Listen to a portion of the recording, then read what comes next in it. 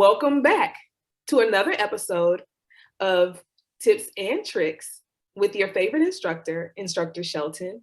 Today, I have Dr. Erik Brooks with me. How are you doing, Dr. Brooks? I am doing well. I'm in overcast, rainy Wilberforce, Ohio. But as I've been telling people all day, I've got sunshine in my heart, so I'm okay. All right. I love that. Sunshine in my heart. Well, thank you for coming on HBCU Hype, where I love all things HBCU. So tell us a little bit about yourself, Dr. Brooks. What is it that you do?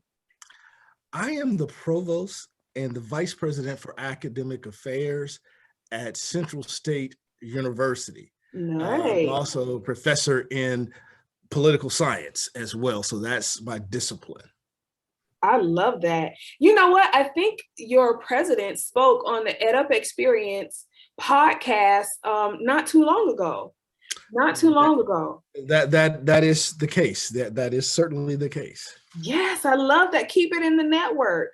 So, Dr. Brooks, first question for you. What do you love about HBCU culture? What do you love about it? You know, there's so many things I love about HBCU culture.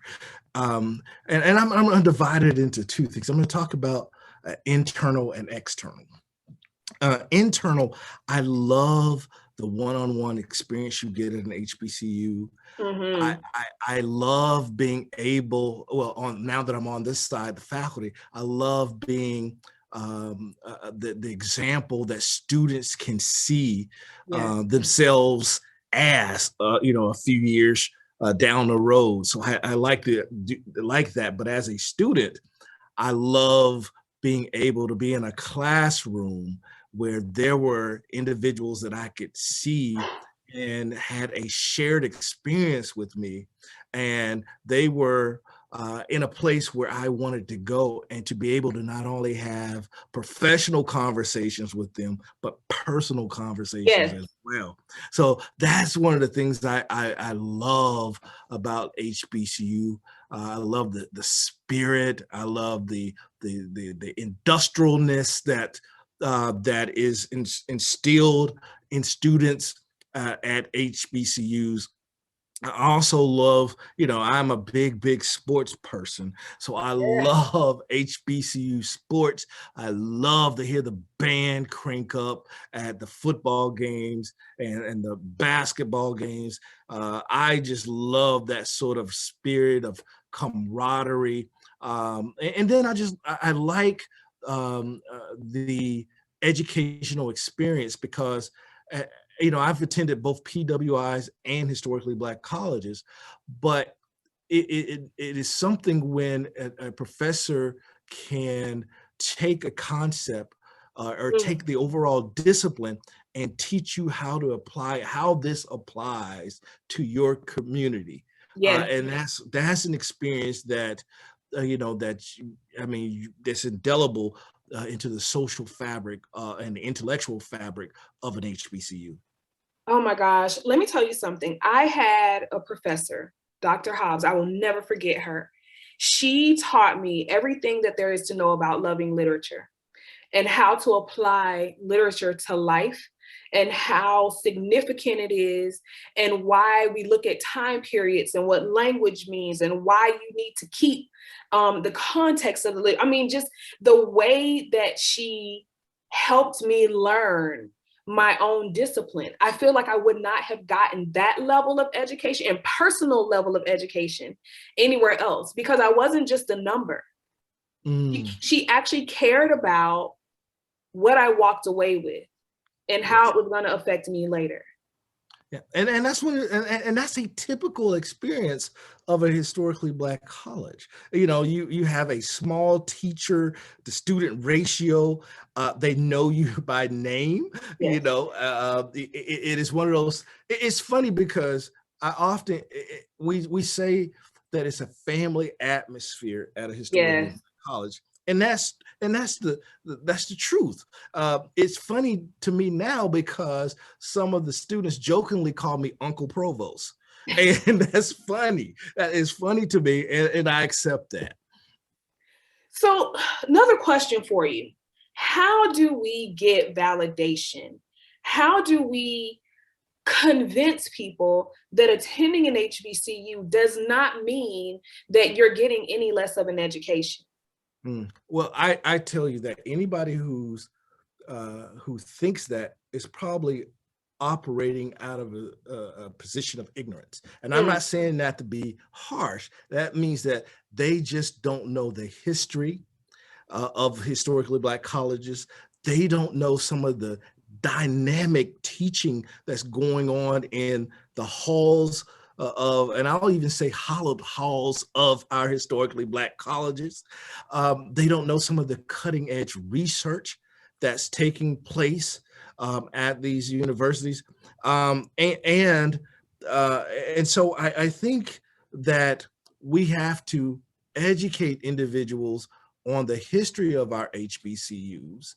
I mhm. think that HBCUs are now in a heightened place because of the Vice President of the United States, Kamala Harris, being, an advocate and a Yes, showpiece for historically Black colleges. And so and I also think that historically Black colleges we have to do a better job of telling our story. And yes, we have not done that. And, I've written a book about historically Black colleges that actually came out in 2011. And here's the cover of it.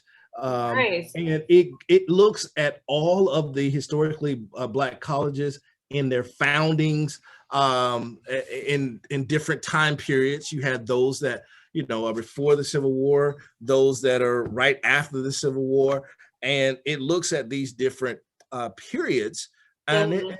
and then it also talks about those who graduated from historically Black colleges. And then at the end, my co-author and I, Glenn Starks, we give recommendations, that will help improve and sustain our historically Black colleges.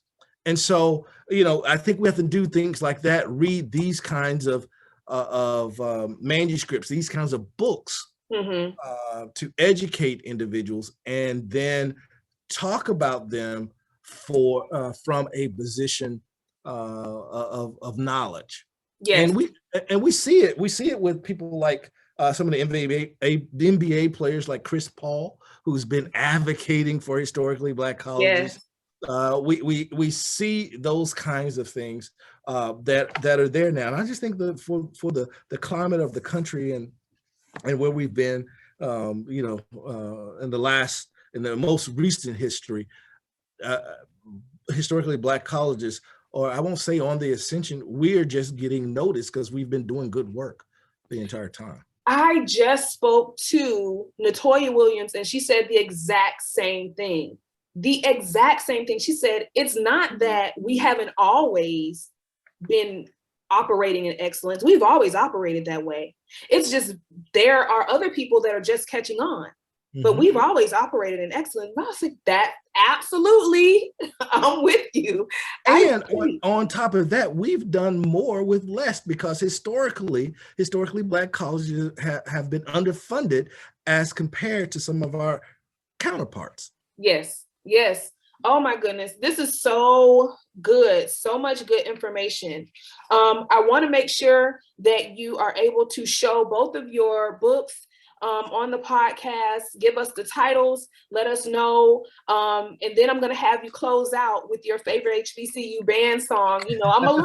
I'm going to say, I'm a little biased as it Okay. pertains to bands, but, I try to let people have their say. So before that, what is the name of both of your books so that we can make sure that we go and look for them and get them? Okay, this one is historically Black colleges, and what I and when I wrote this book, it was simply because I wanted information on historically Black colleges in one volume, and I could not find it, and so I But you decided created your own. I'll write my own. And I'm a first generation college student, and was thinking about how I made a decision about college and sort of the struggles that I first got when I first got there. And so this book came to mind. I wanted to write a book that sort of guided individuals through the process of determining where I want to go. Do I want to go to a PWI? Do I want to go to an HBCU? And then just take them step by step through that process, from making application and deciding when you're in high school all the way to your college graduation. Oh, And I love that. yeah, this is one that you pick up, and it guides you through that whole process. See, now you're going to make me get it for my 17-year-old, because she will be a senior next year. And I'm like, we got to get it together, honey. We're going to have to get that book. Yeah. I always tell people this is a fantastic high school graduation gift. All right, let's close out. Your favorite, I'm on YouTube, so I got to clear out all my history. Your favorite HBCU band song, what is it? You know what? I am I got a master's degree from Alabama State University, and it certainly has to be Give Me That Old Bama State Spirit. Let me see if I can find it. Give me that old. Is it Bama State Spirit? Bama State Spirit. All right now. Why aren't my fingers cooperating? Okay, Bama State Spirit. Look, now if your band not on YouTube, that means you're not popping. Oh, okay. I see Bama State Spirit Pep Rally. But that's one of the ones they sort of play, and it's that Give Me That Old Time Religion, but they replace old time religion with Bama State Spirit. Let me hear a little bit of this.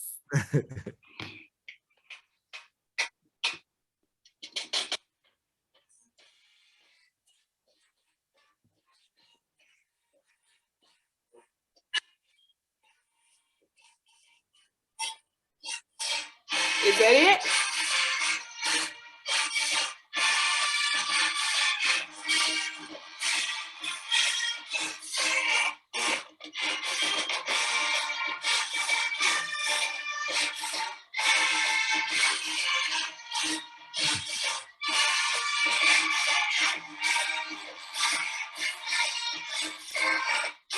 Nice. Okay. Look, you gave me something else to put in my little.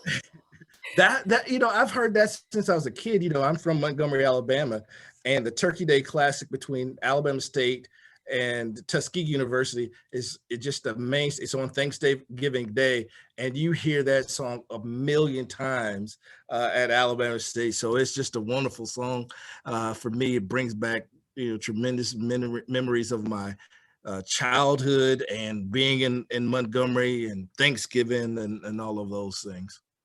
Well, thank you for sharing that with me, and thank you for sharing your day with me.